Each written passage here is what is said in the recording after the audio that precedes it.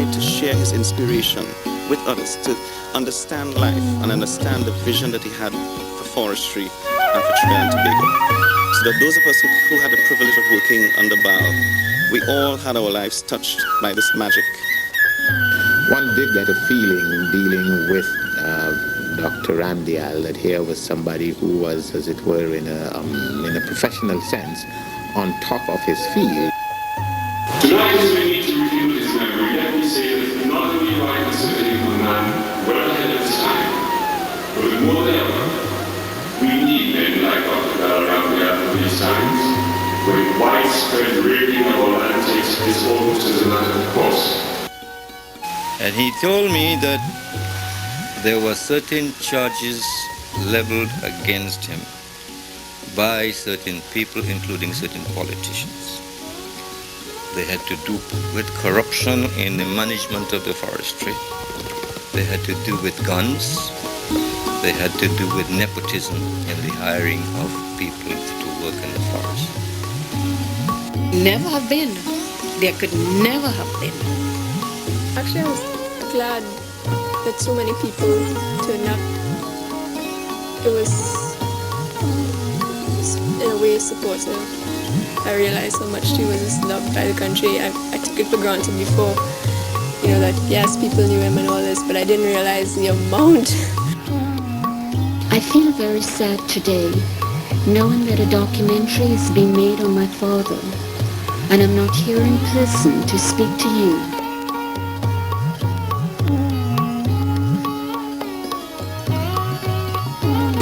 Our world today trembles on the brink of self-destruction, indeed extinction. This is the story of the father of conservation in Trinidad and Tobago. CCN TV6 proudly presents Seasons, the story of Baal Ramdial.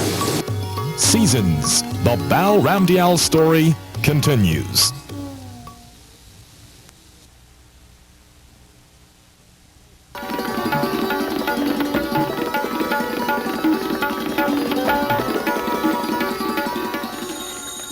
Tunapuna, Pajay Village, 3rd October 1936. In a small dirt house by an unpaved road, Puljaria, wife of Bika Ramdial, an estate worker, gave birth to a son, the 7th of her 10 children. I happen to be the Pandit who gave him the name Baal Ramdial. He made some humming songs and little tunes that he would sing his own tune. He had 2 special tunes he would sing when he sat in the hammock, and he would rock and he would sing the tune. And he sang hole, hole, hole, hole in a tune. And he would make his own singing.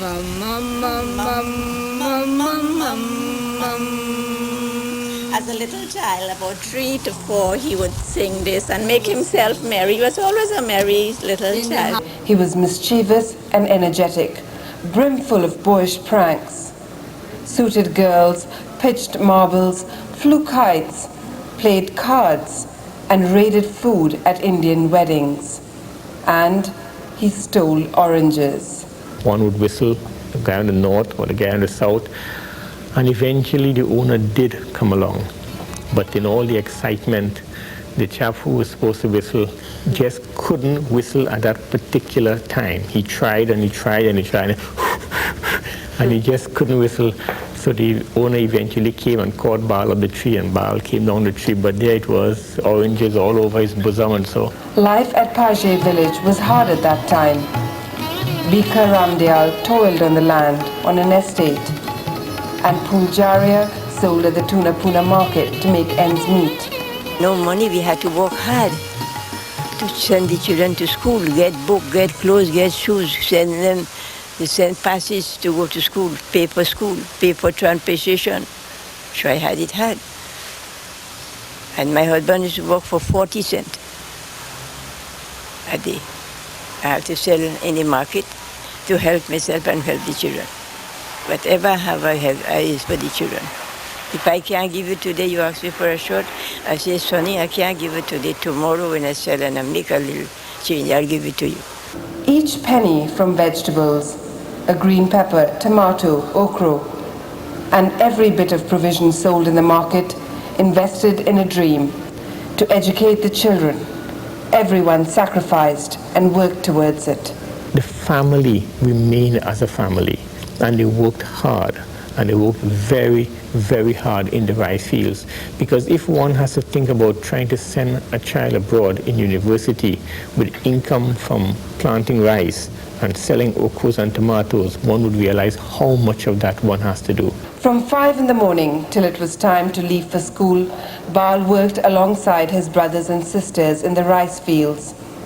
He molded okras and tomatoes, picked peas and gathered firewood. Whatever I do in here to help me do. Whatever I sell in here to help me sell. I went down, sales slow down, he come home. Sometimes he carry food for me to eat. He carried my food for me breakfast. Say, I made up your food here. I say, all right. All the children could not get an education. The family couldn't afford it. His sisters sacrificed their education to make sure Bal got one.